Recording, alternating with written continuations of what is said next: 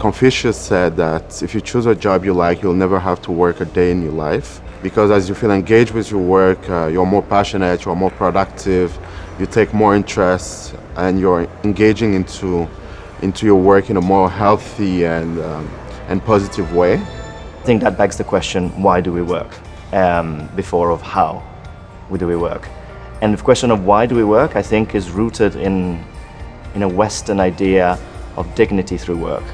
1/4 of the world's population are not having typical jobs in a rank and order way in companies.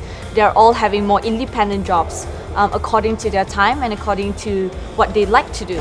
And this trend will only increase to 50% of the world's population.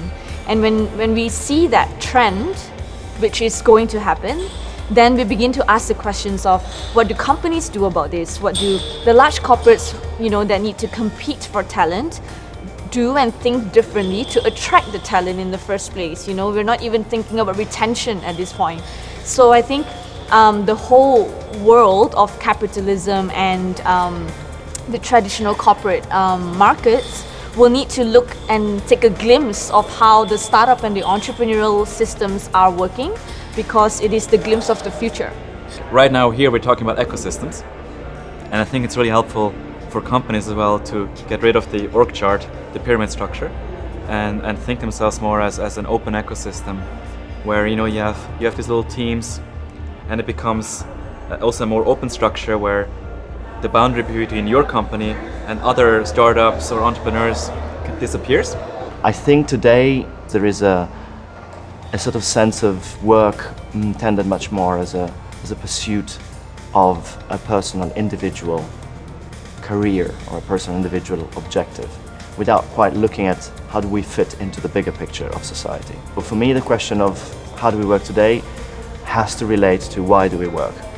And for me personally, I've always thought of my role in work as part of a bigger system or a bigger ecosystem. One of the ways we can have a bigger impact with less effort is utilizing technology and the tools that are available today. Mobility has given a lot of freedom for people to work better, faster, smarter, and without having to be chained to a desk or an office or a conference room. I think what's happening is that we're moving from this notion of work-life balance towards how do I bring more life into my work, and how, these kind of boundaries, how do they merge into one, right? That what I'm doing is really at the core of my life, so it's not actually work anymore. It's driven by my passion, by my purpose of what I'm doing.